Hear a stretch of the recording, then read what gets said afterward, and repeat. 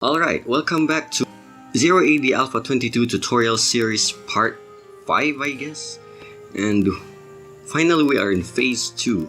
And phase 2 is kind of a simplistic way. The simplest way to present phase 2 is to introduce the player to the 3 most important buildings in phase in phase 2. And they are the blacksmith, the temple, and the market. Now of course, you have to force the player to build these things: the blacksmith, the temple, and these two buildings are pretty much self-explanatory. The blacksmith is for your for giving all of your units some military oomph in them, using the upgrades that will be available later on. While the temple, your quote-unquote hospital in the ancient world, or in a classic RTS fashion, not really ancient world, okay? And the market, which happens to be the most complicated structure there is, and which deserves a tutorial on its own. That's why it's been pretty much my first tutorial actually.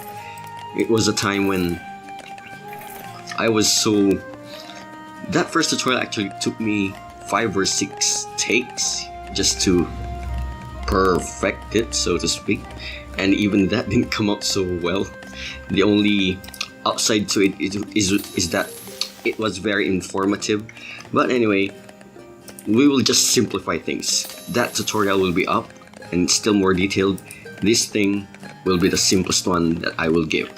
Alright, for now let's just speed things up because things are just kind of slow.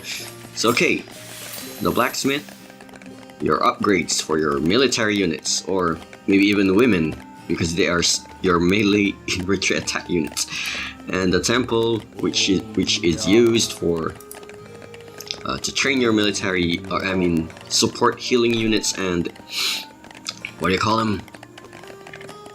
Healing upgrades. Give the temple some boost in your healing radius and whatnot.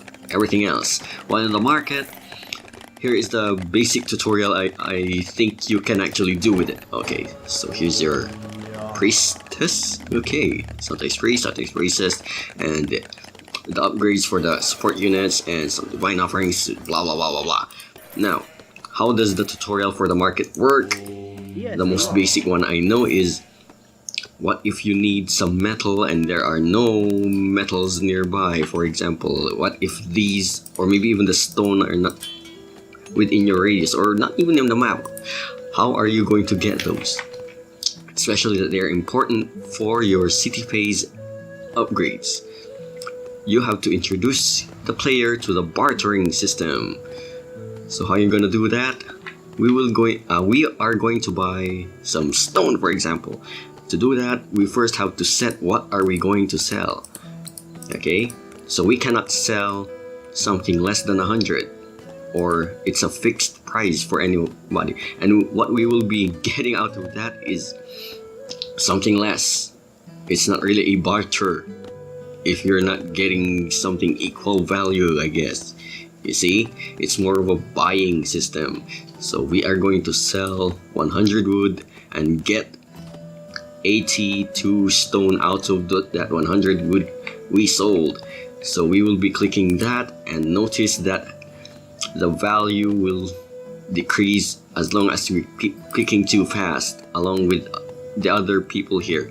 But it will jump it will bounce back. The price will bounce back slowly. Okay, so you have to be careful for that. There can be a hint that holding shift, see that? It became 500. We will be selling 500 wood for 400 stone, and yeah, things like that. Also, maybe introduce the player to the most important market upgrade, which is cartography. That is assuming that the tutorial has an ally right there with his own market. Blah blah blah blah. Okay, so we will be introduce the player to the barter system, the upgrade cartography, and the third most important part is the trader. And maybe the tutorial will say, or remember that waypoint path tutorial, You see this one? I think I called it a rally point, but this time we'll just call it a waypoint tutorial. And for example, there's a market right there on the other side of the map. Yeah, just teach the player to right click on that other map or create a way path toward that other map, and the trader will automatically follow that and train one trader. And the concept will be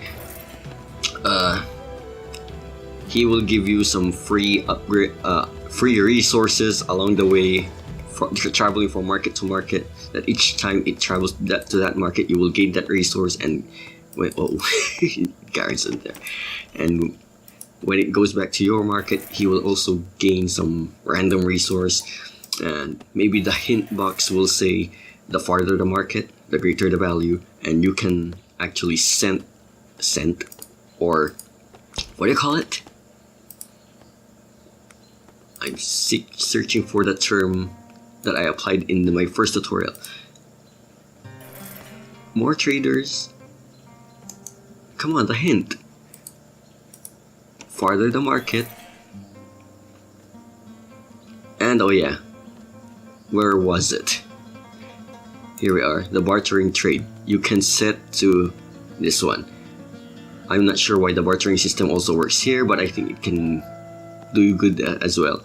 But the percentage of which resources will appear, because clicking the market or traders one at a time, yeah, always trading or getting wood out of it, or getting food 5% of the time based on chance. This is all based on chance, or based on the number of traders that you have. So for every 10 trader, you will be getting 4, or 4 of them will gather the food. You will get good food, 25% will have wood, 15, so on and so forth.